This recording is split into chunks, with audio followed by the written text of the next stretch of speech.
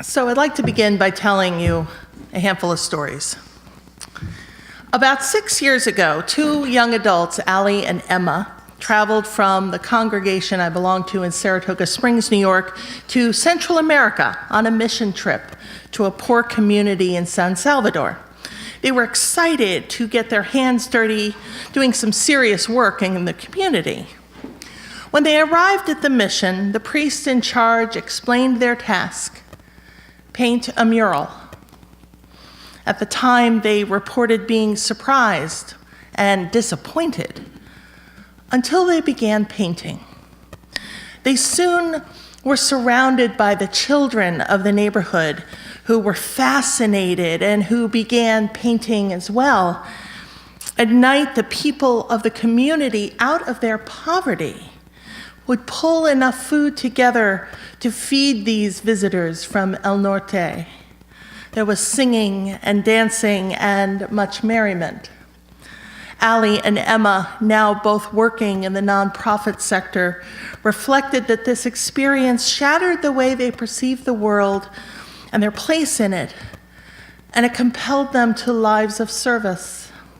Allie and Emma were transformed by the power of art. Excuse me. One of the most famous and reproduced paintings in the world is Starry Night by Vincent van Gogh, which hangs in the permanent collection of the Museum of Modern Art in New York City. While there are thousands of other very famous paintings at MoMA, this one garners constant crowds. Though what I notice is that people really pause to look for maybe about 30 seconds. Now, Timothy was anything but typical. He had just arrived from Tennessee and was eager to check out the many New York museums. I led him to MoMA and to this painting, and he gasped. He took a photo or two, like everybody does, and kept looking. I wandered out of the crowd. There's a Klimt across the room that I especially love. But about 5 minutes later, I returned, and Timothy was still staring at the Van Gogh, tears rolling down his face.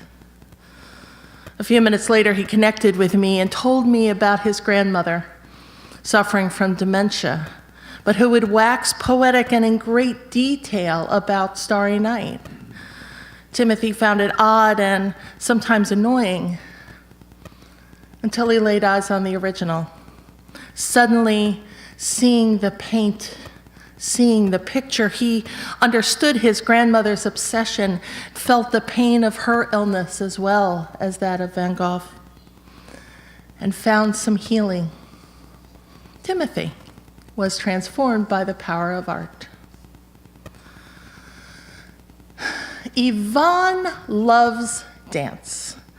From ballet to modern dance and even big Broadway musical numbers, she inhales dance the way others inhale air. Yvonne is disabled and can't dance herself. She told me that watching dance allows her for a while to forget that her body doesn't work like others, and her spirit catches flight as she watches live dance, and yes, even Dancing with the Stars. So when she heard about a nearby disabled dance company, she got involved with them. Inspired, Yvonne has begun to learn how to move in ways that are graceful and work with her body. And her bravery inspires others too. Yvonne is transformed by the power of art. Last story. A few years ago, at New York's Working Theater created a show called La Ruta, The Route. The play tells the story of people trying to cross into the U.S. out of the watchful eyes of a border patrol. The entire play is literally set in a tractor trailer. The audience sits in the space with the actors. We see firsthand the desolation, the desperation, and the violence. The play was so disturbing because it was so present and so real. One of my friends, Emerald, went grudgingly because it was a class assignment. But by the time the show ended, she was in tears from the horror and the anger. Emerald didn't let it go. Weeks later, she was still talking about the performance and absorbing articles and going to lectures on immigration justice. Her Facebook feed was suddenly full of information. Emerald, who had never considered immigration justice before, was now consumed by it. After she graduated, Emerald went to work for a nonprofit that focuses on immigration justice and providing sanctuary and providing assistance to those who get lost in the system. Emerald was transformed by the power of art. So each of these stories speaks deeply about art, how it connects us to something. And we all have that, right? We all have stories of a film or a play or a book or a painting that touches our souls. It might be the song from our childhood that we heard and sang when we were scared, or the scene from a movie that absolutely speaks our truth, or a sculpture in a favorite museum that is permanently etched into our memory. And if I were to ask you each to describe a moment, not just in your lives, but in worship, that stuck with you, chances are it will be a piece of music, or a story that was acted out, or some object that was used. When we think about art that way, it stops being about objects, a painting, a song, a play, and as musician Brian Eno suggests, they become triggers for experiences that transport us to a time of joy or comfort or ease. Suddenly, it is well with our souls because of art's power, which is mysterious. I mean, we can't know for sure what moves us when we see a famous play or painting or dance, but we know the one that captures our attention and makes us wonder and lets us consider our humanness and our connection to the mystery and our profound dance with life and our interconnectedness with the world. In fact, we are so moved by the arts. We create artistic places to house and engage them, like the Guggenheim or the Sydney Opera House.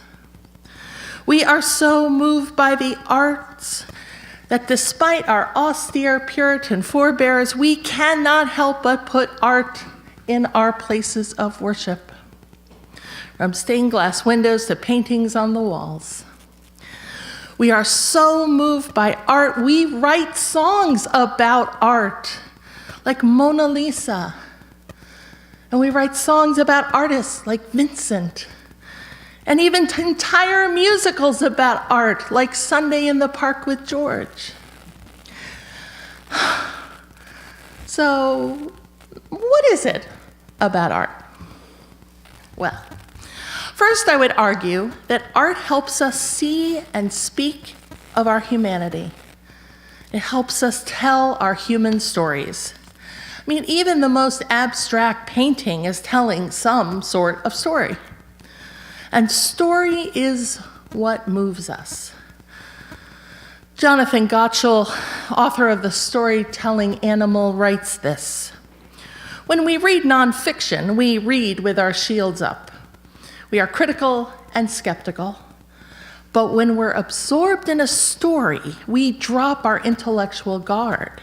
We are moved emotionally." It reminds us of the paradoxes of stories that were first noticed by Aristotle in the Poetics. We are drawn to fiction because fiction gives us pleasure, but most of what is actually in fiction is deeply unpleasant. Threat, death, anxiety, Sturm und Drang. But it isn't just that we like these stories, we need them. The human mind was shaped for story so that it could be shaped by story. Science has shown us that when we hear or watch or read stories, not only are the language and visual processing parts of our brains activated, but any other area of our brain that we would use when experiencing the events live are activated when we hear the story. As science writer Leo Woodrich writes, whenever we hear a story, we want to relate it to one of our existing experiences. That's why metaphors work so well for us. While we're busy searching for a similar experience in our brain, we activate a part of it called the insula, which helps us relate that same experience of pain or joy or disgust. And it helps us do this in safety. Storytelling happens throughout the arts, whether television, film, books, dance, sculpture, stand-up comedy, or painting. And throughout these art stories emerge our stories, human stories, sometimes joyful stories, but often hard, tragic stories. Biblical scholar Hal Taussig suggests that the arts help us tell the hard human stories in ways that address the untenable without our even knowing it. Art brings us up against the things we have a hard time facing in real time, but never says explicitly, here's the scary part. Rather, art provides a structure that allows us to peel off the layers and go a little deeper each time we engage it. This is especially important as we encounter the stories of those we think are not like us.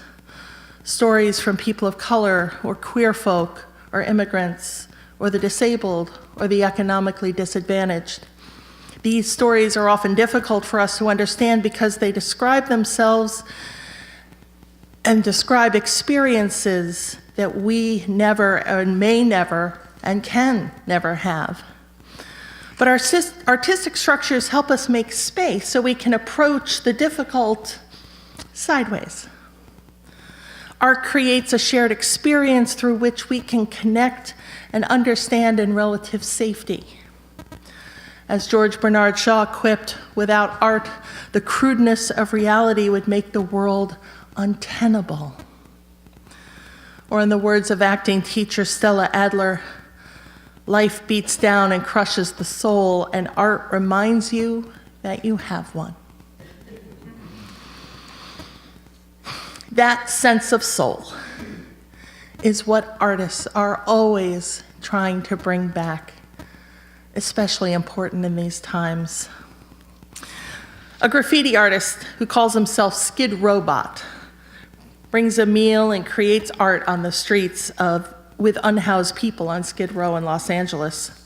He talks to them and creates and paints a scene on the wall or fence behind them that reflects their stories, their hopes, their dreams.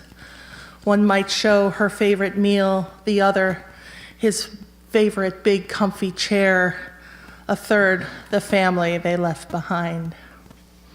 Through drawings, conversations, and simple assistance, he feeds their bodies and souls and awakens their imaginations. At New York's Judson Memorial Church, my friend Micah Busey runs Bailout Theater, which serves a free meal and a free show on the first Wednesday of every month. And it doesn't matter who you are. Whoever you are is welcome to come and eat and experience a stage reading, a new dance, some comedy, some music, something that will feed your soul and your body. Micah is always charmed and surprised and moved at how important Bailout is to the community, not just the people around, but even his own church community. He regularly sees people who are largely ignored connect to others. He regularly watches those in need tear up at being not just physically fed, but emotionally fed. And sometimes those very people approach Micah with their own projects. They are singers who couldn't find a decent gig, or dancers whose age or disability keep them from joining a company, or writers who can't catch a break, or actors who are just never the right type. And Micah gives them too a place to shine, a place to share their gifts and to help others. Imagine if we were all given a place to shine, or more importantly, told we could all create art that would move others.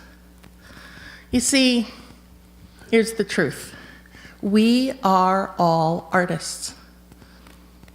Every one of us. Process theology suggests that just that which some call God is both creator and creating. We too are both a part of creation and are creators. And the moments of creation are the true reality. As Arthur Ryder Graham puts it, each of us is an artist whose task it is to shape life into some semblance of the pattern we dream about. The molding is not of self alone, but of shared tomorrows and times we will never see. So I look around and I suspect some of you are thinking, yeah, I'm not an artist. Who's she kidding? Perhaps you could never coordinate your feet properly in dance class and gave up because you were called a klutz. Perhaps you had a music teacher who suggested it would be best if you just mouthed the words. Perhaps you had an art teacher who fussed because you used the wrong colors. Perhaps you had an English teacher who told you your story was uninteresting. Perhaps you imagined great stories but were scolded for daydreaming instead of paying attention to the teacher's lesson. Perhaps, like me, you had a director who told you you ruined the play because you couldn't act. We get these horrible messages, often in our childhood, that keep us from creating, that keep us from breathing in the smell of paint and makeup and sweat and graphite, that keep us from imagining possibilities and entering the world and telling our stories through the act of creation. And we're often told that the meanings we glean from a poem or song or painting isn't correct, and we convince ourselves to like what's proper than what speaks to our soul. I encourage you to break free of that. I implore you to create. It doesn't have to be good. It doesn't have to be for public consumption. Draw awkward pictures in the margins of your notepads. Write bad poetry that you burn in the grill. Sing off key in the shower. As the famous quote says, dance as if no one is watching. And surround yourself with art, whether it be decorating with paintings and photographs that interest, comfort, and inspire you, or putting on music while you do household chores, or watching a few episodes of a well-written show to inspire your own literary muse. Engaging in the creation of art, whatever form it takes, gets our creative selves energized to tackle other tasks, whether it be caring for an aging parent, or volunteering with Family Promise, or teaching young minds, or dismantling racism, or resisting hate, or reversing the effects of climate change. And maybe, as you allow yourself to be a little more artistic, the things you create might be better than you thought they would be. Maybe you'll discover a new connection to a part of yourself that reminds you that you are, too, incredibly human and incredibly creative and incredibly connected.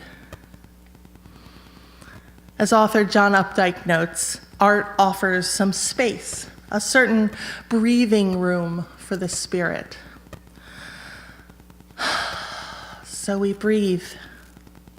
We let doing art alone or together be our way to enter the world, to explore the messiness of life, to approach the difficult stories sideways, to compel to action, and of course, let your spirit dance. May it be so. And now I invite you to rise as you are able and join in singing hymn number